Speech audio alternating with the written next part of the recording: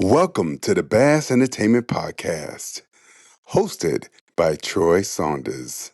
Wake up your ears to the music your heart has been longing for. Sit back and relax as I chat with some of the finest soul, jazz, R&B, house, and inspirational artists around. Tonight's special guest is world-renowned guitarist Garry Percell.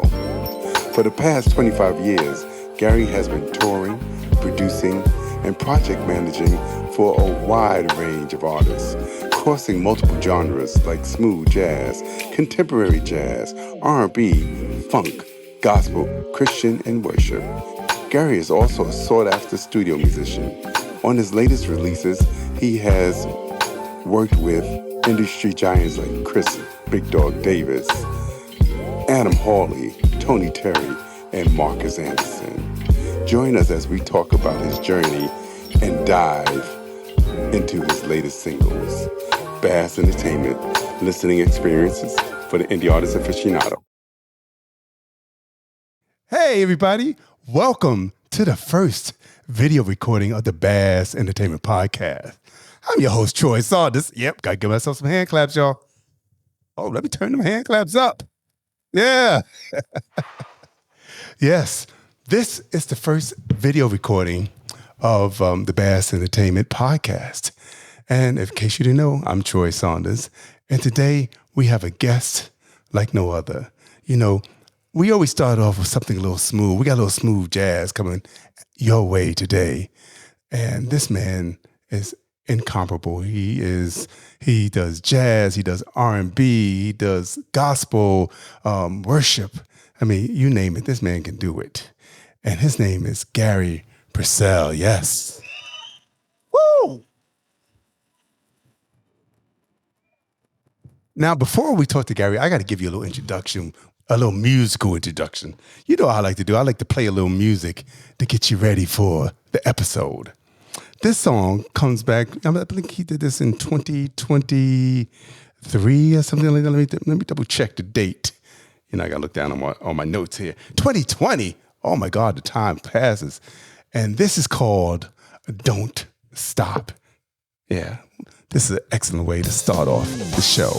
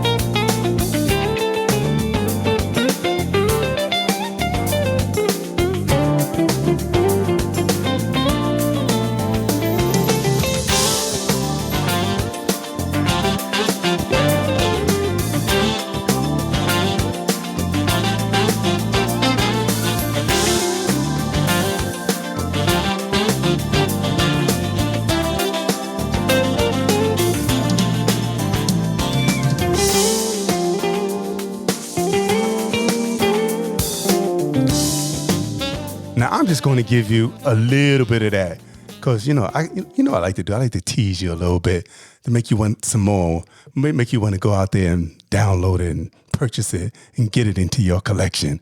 But that's a good starter right there. So without further ado, I'm going to introduce to you all the one and only Mr. Garry Percell. Come on in the room. Come on in the room. Hey, Come on, how are you come on, doing? video. There he is. Welcome, sir. Yeah, welcome to you. It's so good, Troy, to meet you. I'll still say in person. I'm so glad and happy to be here on your show, man. What a Thank you for wonderful day dropping that by it is. and spending a Yeah, little time with me. Yeah. So yeah, how you making out? I know you got a yeah, new single, but yeah. we're going to get to that new single. I like to work our way up to the new single. Yeah. So Sure, yeah. I'm doing hey, well, but go ahead, man. Do you your in North thing. Carolina, Yeah. huh? And you was born and In raised North in North Carolina, Carolina. right? Yep. In the Tar Heel State. Yeah, born and raised right here in North Carolina, man. You know, traveled the world, traveled everywhere, did this and that. Hey, but had to come right back home, you know, Yeah. Did you live someplace and else, or loving did it. you was Yeah. or North Carolina always your base? And um, or did you say, you know what, I moved to someplace else, and they said, you know Ye- what, at a certain age, I want to go back home. Well, I just kind of, you know, travel from different places in different particular cities. You know, it depended on where the music would take me, you know, and what particular group that I was with at that time. I got a job with. I went to Chicago, Illinois, and man, lived down on the South Side for a while, and I was working for a independent record label at that time. But the independent record label had a lot of different artists that was on there, and I was one of the guitarists that was a session guitar player. So I played guitar on some records and some background vocal, you know, that kind of thing. And Chicago was great, man. Loved the city. But then I got a call from a friend of mine down here in North Carolina. Says, "Hey, there's a group down here that's auditioning for guitar players. You think you want to come and try out?" I said, "Yeah, man." Jumped on a plane from out of O'Hara, man, and came on back to, you know, Kakalaki. And hey, man, and I actually got the job, but I don't want to get too ahead of myself. Yeah, so, Oh, you know, cool, kind cool, of cool. been a Now, I couple of was reading places. Hmm. that you played in Betty Davis Yeah. band. Hmm. Oh, yeah, yeah. And that's the thing that a lot of people don't realize. Now, speaking of Betty Davis, I mean, she's an icon. She's passed, of course, now, but she is a legend and an icon because if it was not for a pioneer woman like Betty, there would be no Grace Jones, there would be no Madonnas, there would be none of that because she laid the hard groundwork for that. So Betty's from here, from North Carolina originally, and her family not too far from where I live, and then the rest of her family, cousins and those and aunts, are from the same town that I live in now, that I'm from. So the her cousins were musicians too as well, and they grew up right around me, and I. You know, was in their midst in learning to play and a lot of things because they were older than I was. And then they started to join when Betty started working on maybe her second album or her third album, and she reached back and got some of her family members to come into Betty Davis, and they recorded maybe two albums and worked on the third, so they were here. So when Betty would come back to this area and the band was here, I would kind of like hang out a little bit and that kind of thing. So yeah, that's my connection with Betty. And so then after Betty passed, they did a documentary on Betty. And from that point, the guitarist Carlos Morales, who has passed on now too as well. I was pretty much at that time a protege of Carlos because I stuck around him and learned a lot from him. And the crazy thing is that when we were working on the original material, when Betty was, so there's some music that Betty has written that is still in the can that had not been released yet, and nobody knows about it, but I know about it because I was there and laid some guitar work on that.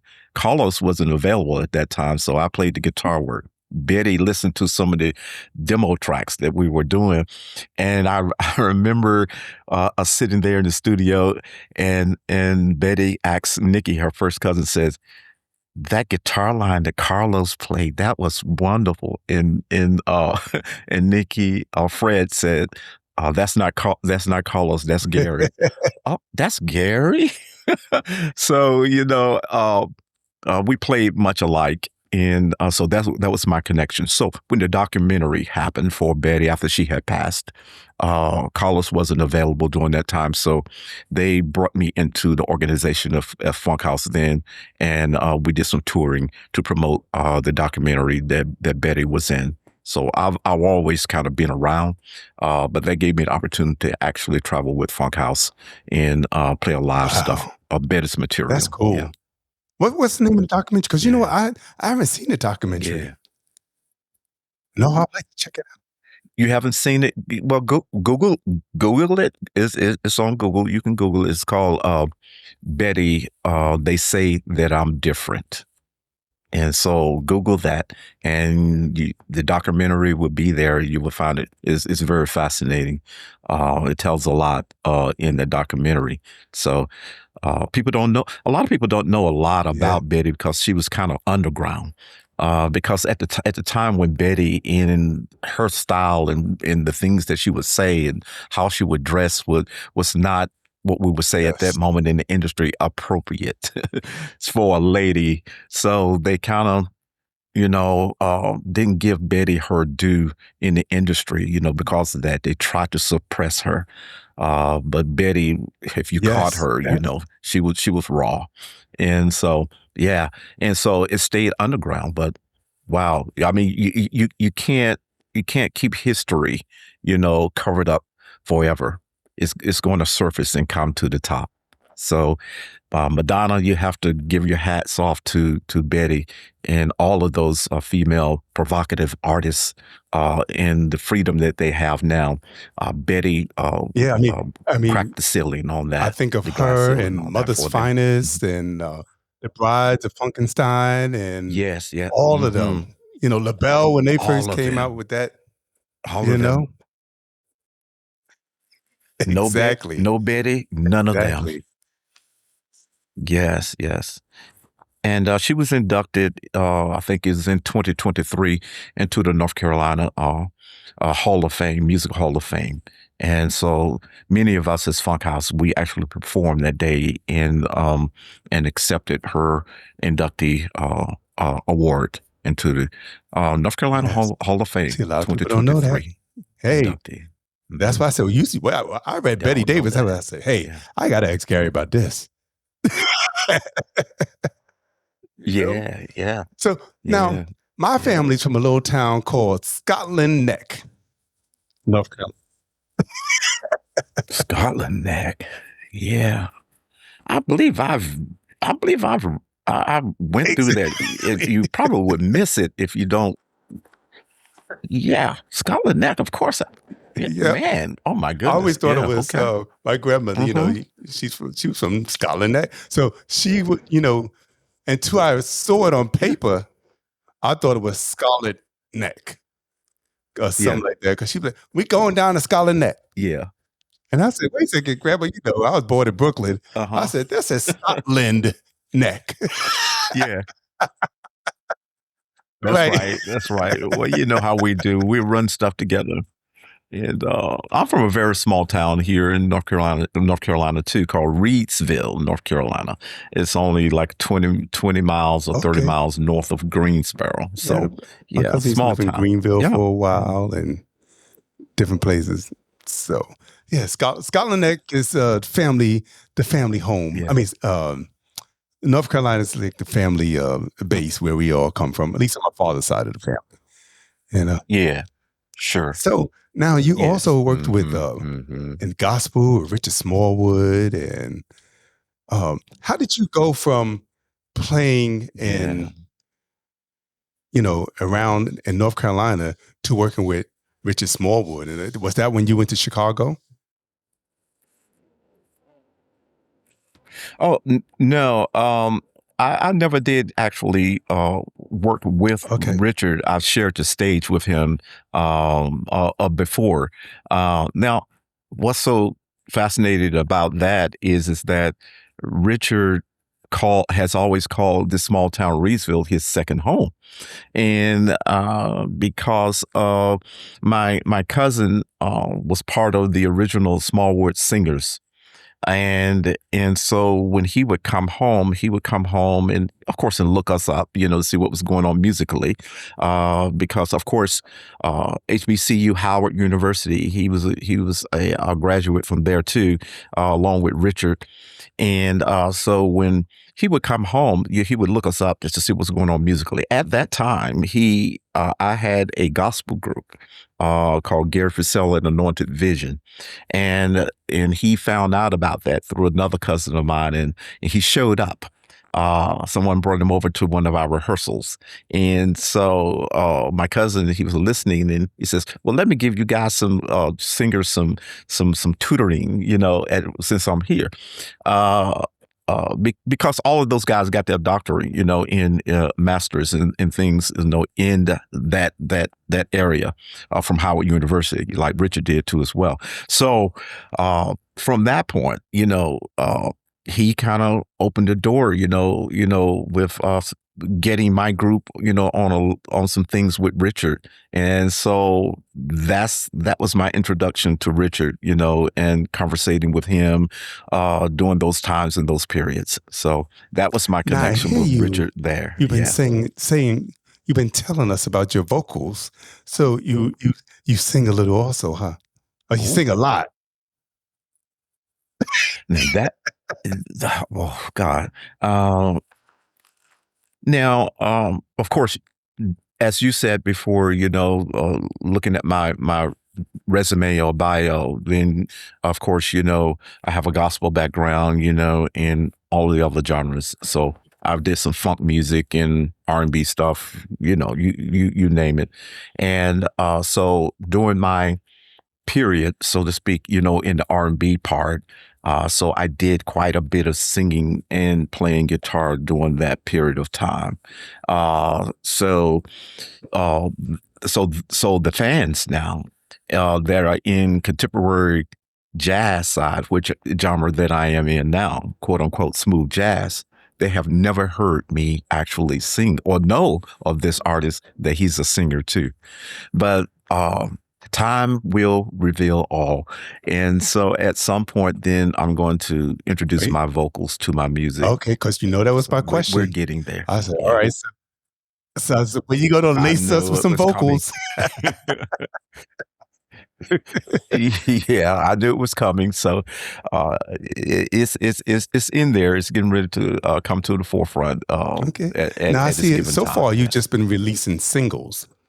Are you planning on putting those all together into a album or? Yeah, I have two avenues that I'm pursuing now. Is that I've been, because the industry market right now is a single driven market, because everything now electronically now. When it was analog days, people would go ahead and do a lot of albums and things like that.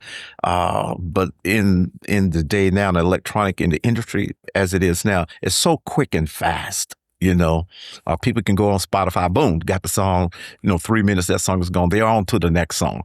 And so it's a single driven market. And so I've been staying in the single market for a while. But you hit the nail right on the head, is that eventually what I'm going to do and what's on the table is to do a collection album of all of the singles that I've done with some added new songs too as well. And plus, I'm looking at doing another type album that I will reveal later. Well, you know what? Let's play another song off that, off one of your singles. I'm about to say off the album. Well, it's going to be on the album. Yeah. Let's see what I got queued up over here. Oh, Smooth Strut. Yeah, I'm playing a little Smooth Strut. Yeah, check this out. This came out, y'all, in 2021, and this is called Smooth Strut.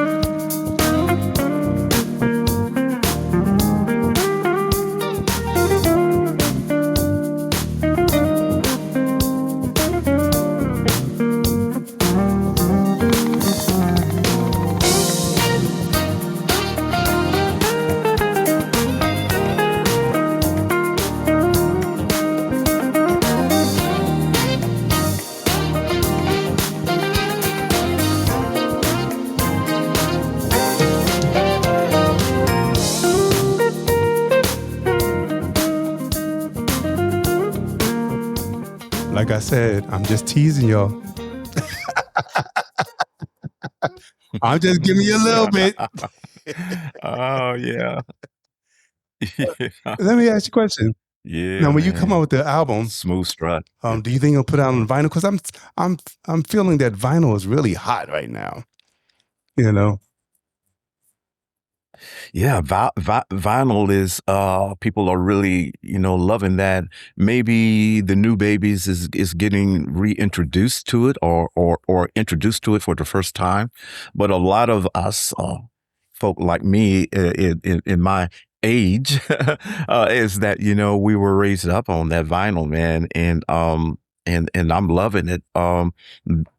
That's a question that someone had recently asked me about that, because I still do CDs, and the reason why I do CDs is because just so that the fans, the people that love my music, have something tangible in their hand, and so that's why with all of my records, my singles, I always do a CD.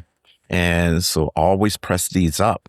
And so if someone wants a signed copy, then they can purchase a signed copy from me, and I can sign it and mail it to you in the mail, and you can get it and pop it open and read the liner, and that's what made it so great with albums, in the wax, as we used to call it, because we get it and then we can open it up and we can read where it was recorded, who the musicians was on it, and other little story linings. So yeah, I am definitely looking at doing the vinyl for sure, especially when I do the compilation part and add some other songs to that. Then I'll just do that on vinyl too as well, so to be available. Yeah, I agree. That's definitely in the making. I am so happy that they are coming out with vinyl again, and like all those albums that came out in the '90s and early 2000s, the ones that we like, they are starting to push those back out on vinyl. Yeah, and yeah, yeah. and I love it. Reissues. I love it because we miss that, like you said, something tangible. We miss being able to sit down and read the liner notes and who played that, and you say, "Oh shoot, that was so and so." No wonder that sounds familiar, because it's the same person that played on this album, and so on and so forth. Now that's one thing that I miss. I'm glad that they're bringing it back. It's vinyl, because like if people don't know on your song "Don't Stop," and you got Marcus Anderson on it, you can find that type of stuff out when you have a little vinyl in your hand, Absolutely. That was the magical thing about vinyl. You got more than just the audio that you listen to, but you got the visual too. You got the information that was right there. And man, that really would bring the fans, bring you right on into the living room, so to speak, with the artist, and it made it very personal. And that's one of the things today with with what's going on in the industry with recording now in music. You miss that intimacy with the artist and the material. Like I said before, is that you go to Spotify, and I'm not calling them out particularly, but any of those platforms, and if you're listening and you're streaming, you'll hear that song, and then boom, you're on to the next one without any information at all about what you heard, anything about the artist, and that's what made vinyl so special. Yeah, and you're talking about today's recording and stuff. That brings me to like AI. Yeah. I mean, go ahead, man. You open that can, so you go ahead and talk for a minute on that. Now, I mean, on one hand, like I have a friend of mine. Yeah, she has written so many incredible songs, but she can't find anybody that will sing them. Yeah, So she says, "I got to get this music out of there. It's in me. I feel like I need to present it to the world." Yeah. So in that particular case, she wrote all the songs, but she needed a voice to sing them. So she got AI to sing sing the songs for her. Sure. It's a wonderful tool. I mean, AI and those apps for music, they're wonderful tools. They're tools will give you access to different things that you wouldn't normally have access to. And I'm talking about financially and time consuming. And so AI is a good tool to produce from, and getting ideas and everything down on there. But there is a battle going on now between AI, music, and other artists, who are building songs and creating songs from scratch. With, say, for instance, if I'm working on another song in production, then I'm going to call another friend of mine, maybe down in Charlotte, North Carolina, send him the demo track. He would upload it on his equipment like mine. He would record it, then he would send that bass track back to me. Yes, but a lot of people don't have access like that. They don't have where they can reach out to cats and different people, and compensate those people too at the same time when you do that, Right. So AI makes it possible for you to create a song from the bottom all the way up, without the expenditures, that it would take to do it, and in a short time too. And I must admit, I've heard some songs created by AI, and they sound great. They're wonderful. I don't know if the mainstream market is ready for it now. That's why the battle is. So we shall see. It's just like everything else, when we were in the analog days, in the analog days of recording, we couldn't even dream that we would be moving over into digital domain. Right. But it happened, so we shall see how all of this, unfolds. But then now everybody's saying, hey, analog sounds better. And it always has. Right. This is because I'm an engineer too as well. And so sometimes some songs to me, because of my ear, it sounds too clean, and with all the recording electronics that you have today, to me it sounds too sterile. It sounds too clean. Some things do. I mean, you talked about it. We talked about it. If you go back and listen to some of those LPs, and you listen to some of that analog music that was done on vinyl, and you get it all. I mean, you get the pops and snaps and crackle and pop, but through all of that, you hear this richness that comes out of the analog recording. And I don't want to get too deep on that, but people don't know the technical side for that. That's when we were recording on tape and 2-inch reel in the big studios. And so therefore, in what it is that what you hear is that saturation. If the bass line is here recorded on the tape, then the next line may be a guitar line. Well, because the way the tape is made in the magnetics is that the bass will record here, and then the guitar record the next track under that, but they will blend because of what the tape is made out of and the magnetic stuff that's on there. It bleeds over into the next one, and that's what caused that. It caused that great richness in the tone in those recordings. And people may not know that technical side, but that's what's really making it happen like that, But in the digital domain, like here. Here, each track is separate and they don't bleed into the next one. So, Right. Man, I love it. I love analog too as well. Oh, you look behind me. Well, you can't see it now, but I have a whole rack over here of when we went from analog to digital. So I have a rack of DAT recorders. And so I keep all that stuff around, Got to. Yeah. It's history. Yeah. And the crazy thing about it is, like, even the albums that they are reproducing now off of the old stuff, some of them don't sound as clear as the original one. They don't have that same richness. They don't. So That richness. to me, they're not really even using the analog to make the albums that they're doing now. They're using the digital version and putting it on a vinyl. That's what they're doing. That's crazy. Because it don't sound the same. You're missing what you buying the album for. Yeah. The nostalgic, that sound. Yes. And because you're exactly right. It is because the recording process is different that went down on the wax than today. So they're still using digital and then just transferring that down on this vinyl. And so you're still not getting that richness if you would go back and find a Wes Montgomery album or somebody like that, or a Charlie Parker or Miles Davis record. I'm just speaking in the jazz domain, but and that will, today's version of that will never sound like that original version that was done in analog. It just won't happen. So the key is still to go back and find the original version. Yes. Or at least one of the ones that were made back in, in the 70s, 80s, early 60s, 50s, whatever. Find the original version and not the what they call the remastered. It's not really remastered on in some cases. You know, remastered it's a watered down version of the original one. Of the original one. Yeah. Absolutely. Absolutely. Speaking of Betty Davis that we talked about, they went and remastered one of those albums that she had, toward the end of her career, and brought it into digital because they wanted to get it on a CD.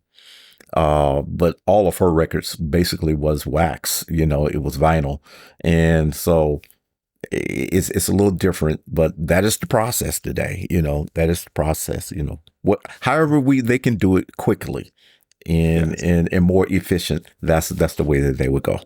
Yeah, that's so true. So true. So we talked about North Carolina.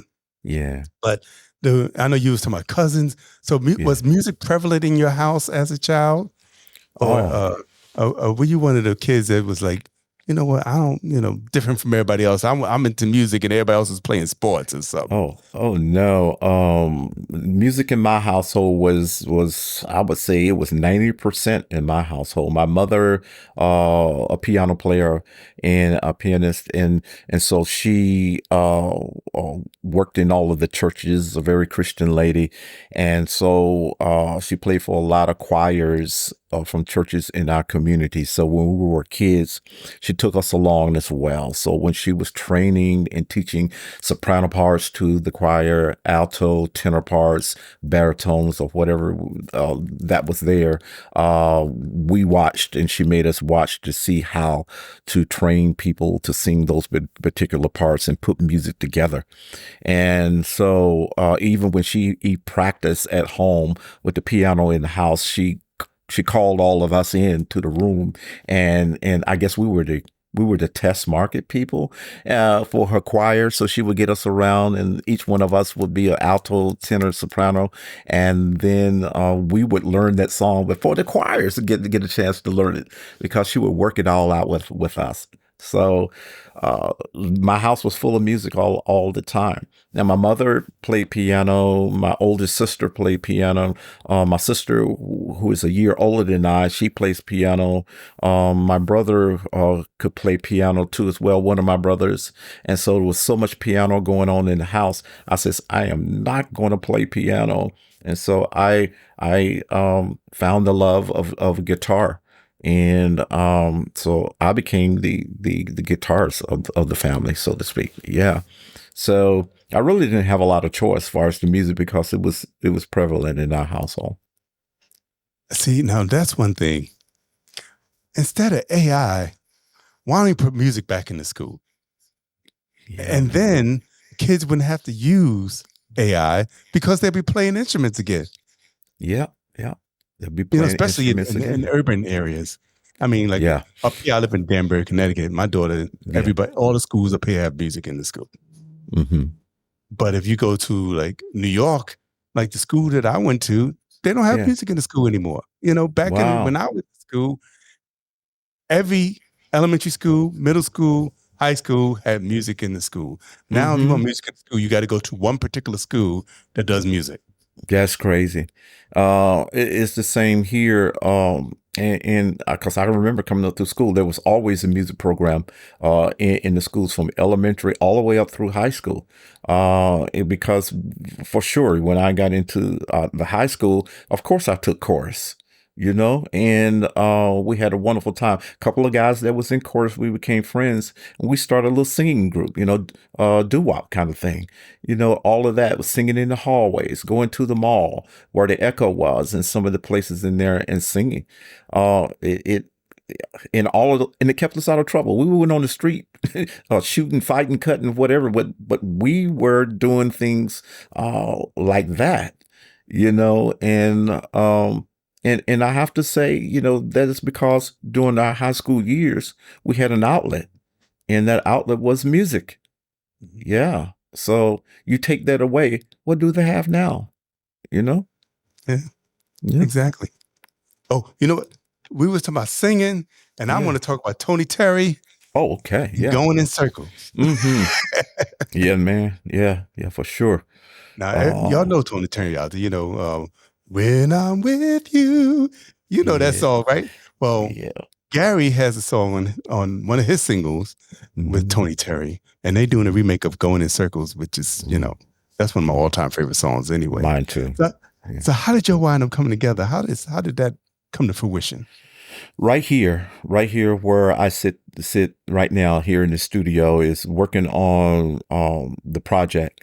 And so you have so many songs we call in the can. And so the Going in Circles song was a song that I wanted to cover, just instrumental. And so it was in the can, and I'm listening, and I came down one night and just turned on my stuff, and Going in Circles was playing, and the track of it. And in the midst of that, listening to it, I said, I don't have any vocal songs that's going to be on my collection, and then I hit play again, and then the voice I heard singing on it was, for some reason, it was Tony Terry's voice that I heard listening to the track. And I just stopped the machine, and then I said, man, I wonder if I could get Tony Terry. I know I can't get Tony Terry to sing on here. Probably be difficult. I don't even know where he is. And then so a voice said, you have not because you asked not. And so that's what I did. I asked. I did some research and found out who his management team was at that point. Called the management team and let them know, why I was looking for Tony, and the reasoning. I have this song I wanted him to listen to see if he would sing on this song. So I sent that song to them, and probably very soon, a day or two later, the manager called me back. Management from his management called me back and says, "Yeah, Tony loved the song," and says, "We're going to put you in line with Tony." And so that's how I got in line with Tony. Tony loved the song. He wanted to. He says he's always wanted to cover that song, and one of his favorite songs too as well. So that's how that began with Tony and I. So we started the production process. Now, the production on the song and the track at that time, the track was what we call done through a workstation, so to speak, with a keyboardist. But when I landed Tony Terry as the vocal, I said, now the game is going to be stepped up. I have to step the game up.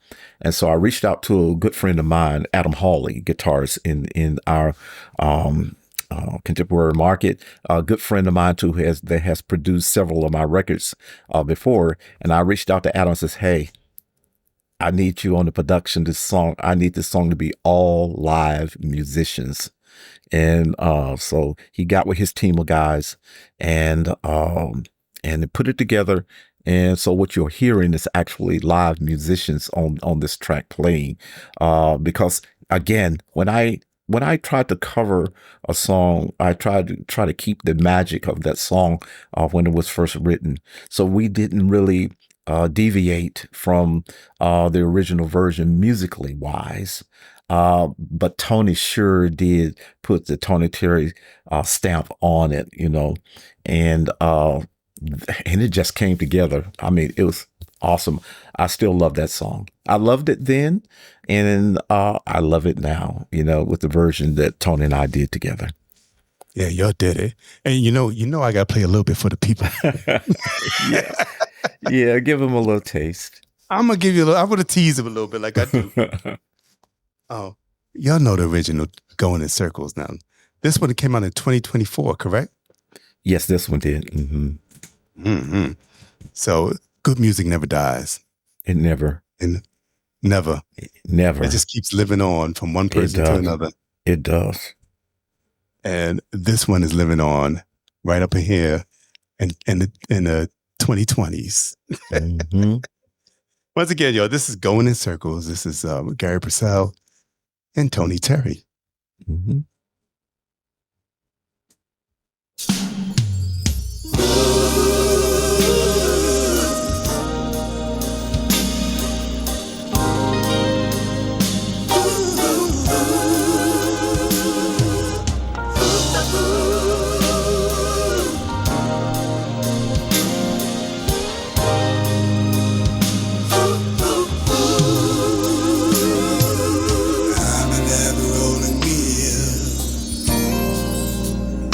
Without a destination for real, I've been ever spending time whirling around until I drop.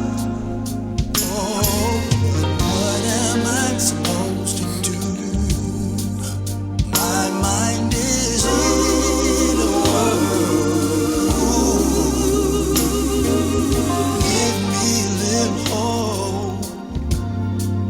One small thing to cling to. You got me going in circles.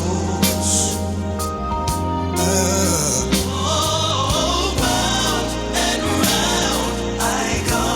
You got me going in circles, baby.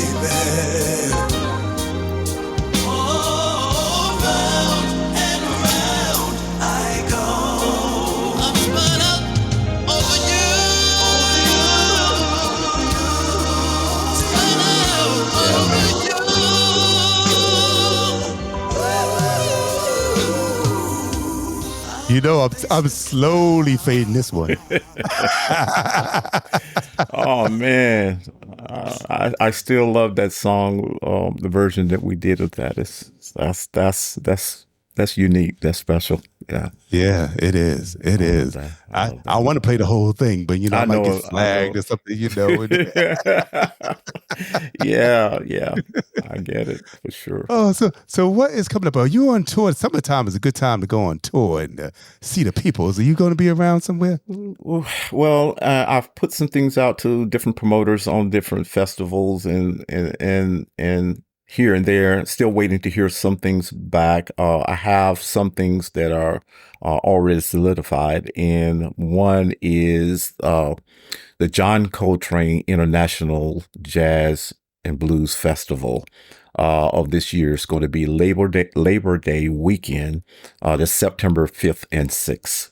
Now, speaking with the promoter just a few days ago, I'm locked in, but he's still filling the lineup. So he's shuffling people around, and that happens based on their schedules, within their touring schedules and that. So he has me on that festival September 5th and 6th, but I'm still waiting for him to give me the actual day, if it's going to be on that Saturday the 5th or the Sunday the 6th. But for the fans, just be on the lookout. You can Google John Coltrane International Jazz Festival, and they're slowly getting the information out there of their lineup. So I am slated to be there. You just have to look for it whenever that they post it, if I'm going to be on the 5th or 6th. That's Labor Day weekend. And also Myrtle Beach, South Carolina. Oh, let me say this. John Coltrane Festival is in High Point, North Carolina, September 5th and 6th. Then there's the Myrtle Beach Jazz Festival in Myrtle Beach, South Carolina. That's October 16th, 17th, and 18th. And I'm already scheduled and locked in for that Sunday, which is the 18th. So be on the lookout for that. Just Google it, Myrtle Beach Jazz Festival. And when they started to broadcast their lineup, you will see Garry Percell Experience, and Garry Percell is slated to be on that Sunday, the 18th. All right, now y'all been And going on. that's a free festival too. You don't have to pay anything for that festival with the great lineups that they have. 3 days of entertainment, and it's all free. Yeah, to the public. Y'all ain't got no excuse. You in No South Carolina. excuse. If you want to drive from North Carolina, Virginia, DC, it's all Yeah. right too, because it's free. What the It's heck? free. It's free. You know, It's free. You remind me of my Marine Corps days. just pay. Just take care of the vendors that's there. Patronize them. Buy their food, their drinks, and whatever, and sit back in your chair and watch free 3 days in a row. You can't beat that. Yeah, You can't beat it at all. no. Yeah. Like I said, you remind me of my Marine Corps days because I used to be stationed in Beaufort, South Carolina. Oh yeah, I know where Beaufort is. Yeah. And we used to go to Myrtle Beach and Savannah and Charleston. The weekends we gone. Yeah. Yeah. Mhm. Yes. So yeah. We was talking about where you're going to be, and we were talking about the compilation that you're going to put together. Now, how long we got to wait for that compilation? You got a time frame? Maybe next year, sometime. Maybe It is a time frame next year, 2027 for sure. I've got 2 kind of things that I'm working on, and this compilation of songs that I already have that's in single format. But I want to add some more songs to that, and that would be that compilation with some new songs there too as well.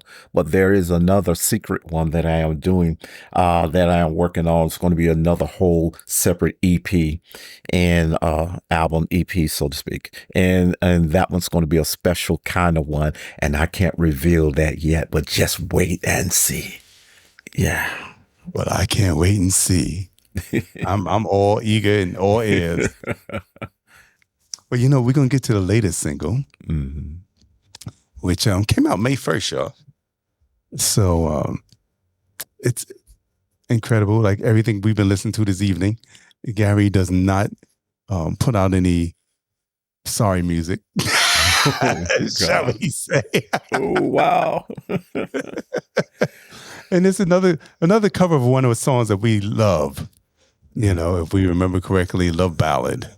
Yeah. I remember George Benson and LTD did it, and now we have an instrumental version by Garry Percell. And what made you pick that song? Oh wow, man! I went through, and I shared this sometimes, is that I kind of been off the music scene for about 2 years. This is my comeback record from a 2-year hiatus, and I had to do some soul searching in that period of time because I lost my daughter, Chantel Percell. She was 38 years old 2 years ago, and so during that time I had to kind of pull myself back for a while from music because I was broken during that time, and so I had to get to a place where I could soul search, and so I could be able to find my way back to music, because I felt like if I tried to work my way through that grief, through all of that, using music, then that's what my music would sound like.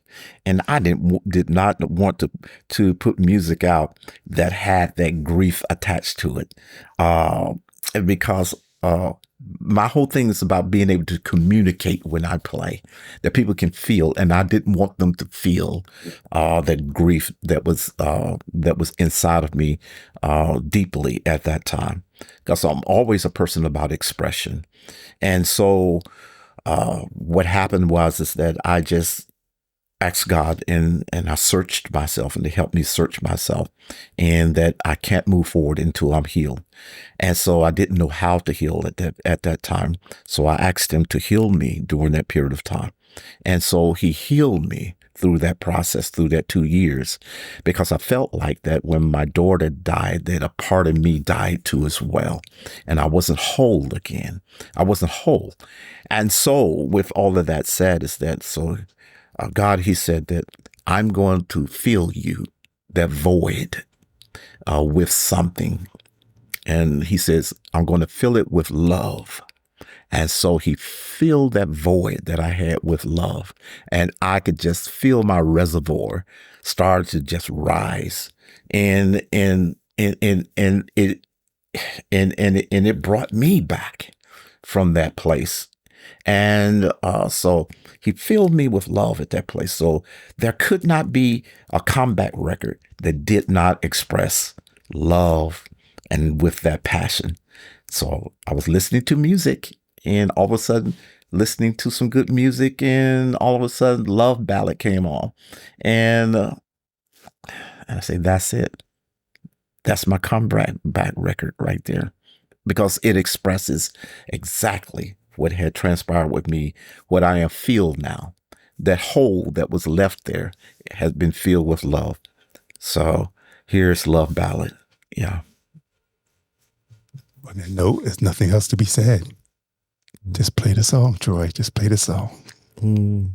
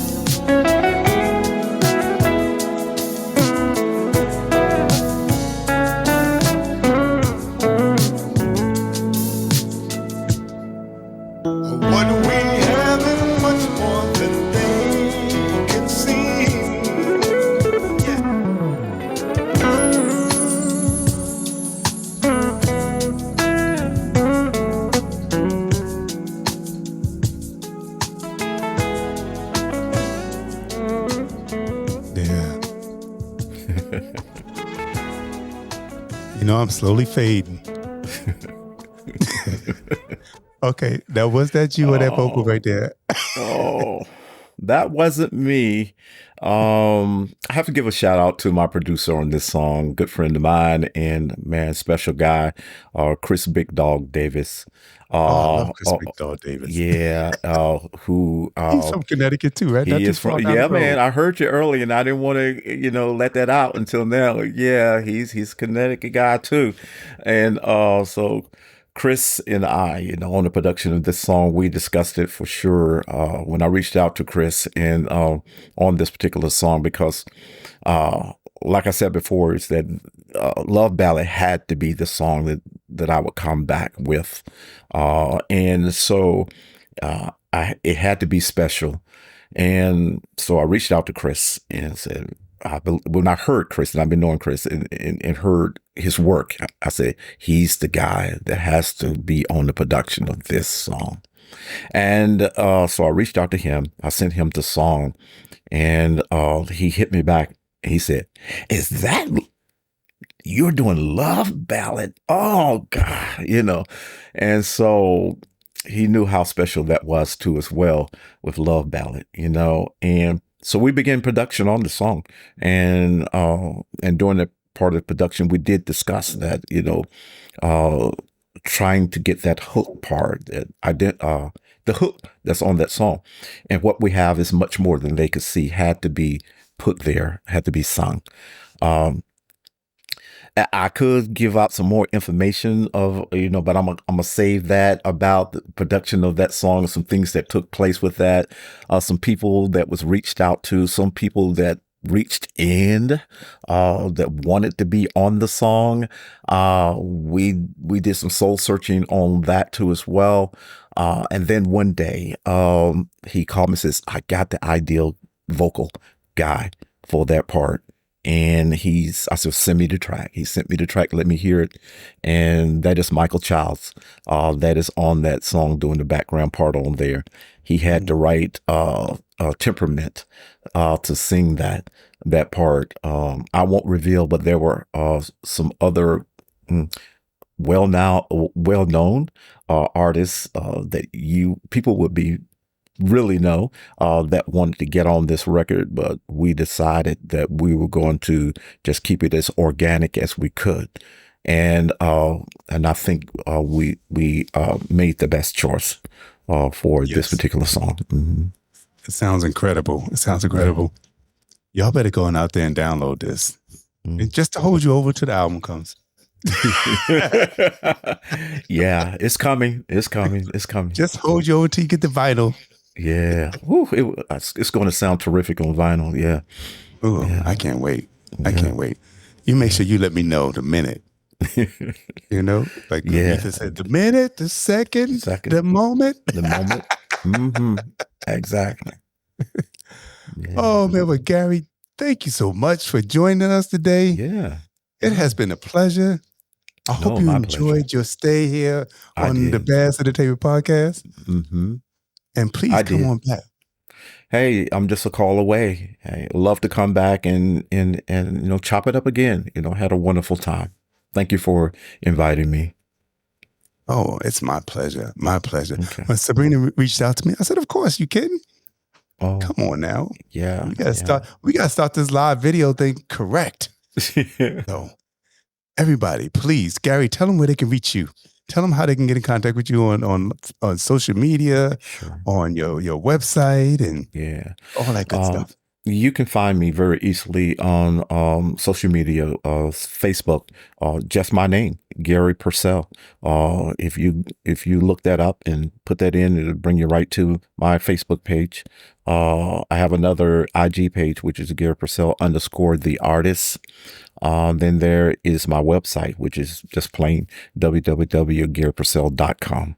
You can find me at all of those places, and all of your digital outlet stores too. If you're looking for me, I'm all over that. So I'm not hard to find.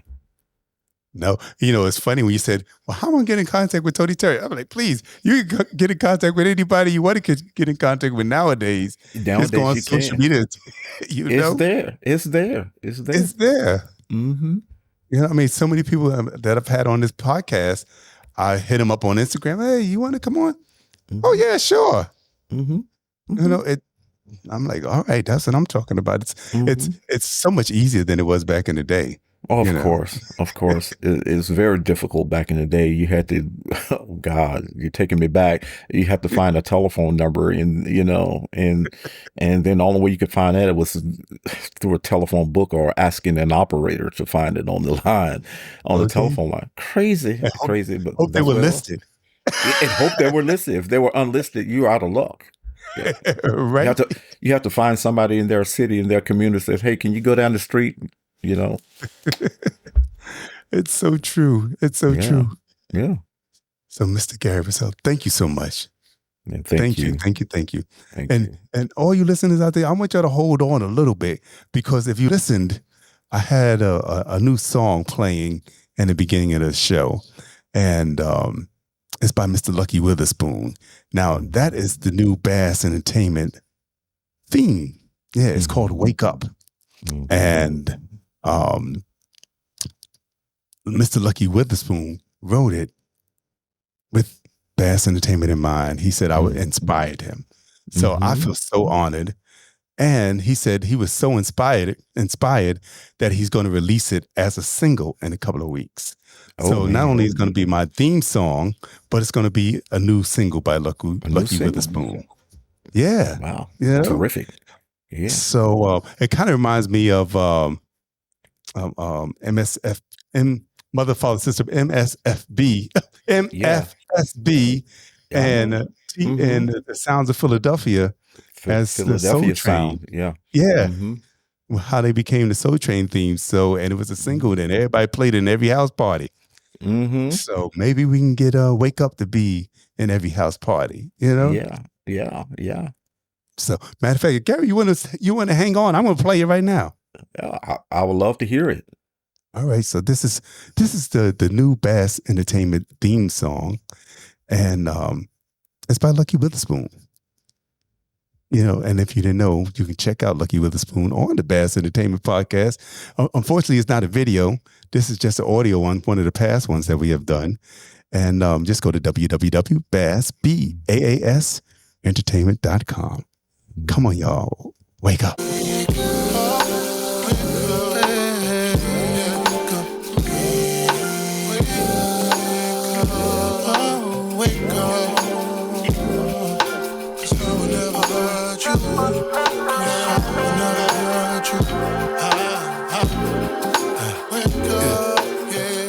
Wake up, get up.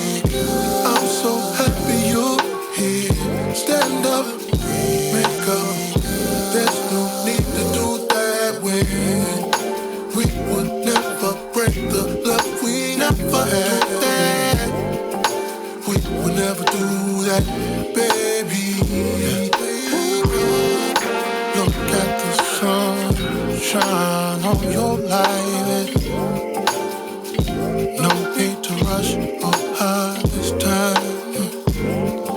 These are the dreams we see. Open your eyes and believe. Take this moment, come with me. Open your heart, you can be me. There's no need to look no further. Music gives you what you need. Wake up, get up. I'm so happy you're here. Stand up, wake up. There's no need to do that when we would never break the love we never had. We would never do that, baby. If you let me, I'll be a song in your life. You be the music that makes the sun rise. Is it lyrics or melody? I say let's put them together. Come make love with me. Come with me. Open your heart, you can be me. There's no need to look no further. Music gives you what you need. And I'm so happy to be here with you. There's nothing left to do but wake up, get up. I'm so happy you're here. Stand up. Yeah. Yeah. Yeah. Nice groove. Love it, man. Thank you. Yeah. And thank you, Lucky Witherspoon, for putting that together. Yeah. And you know, it's like, I like to play on the words. It's like wake up. So Yeah. I said, Lucky, it's not. People might think it's a morning show, but I know what you're getting at. You're not talking about wake up, like get up in the morning. Say wake up your ears to new music. Wake up your ears to a new sound. So I'm like, yeah, that's right. Come on, Lucky. Mm-hmm. And even when he talks about the words, like you bring the melody and I'll bring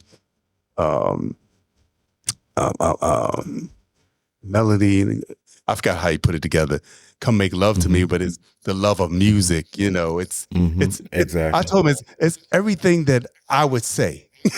Everything that was going on in my brain, you put it down in the song. Yeah. So yeah.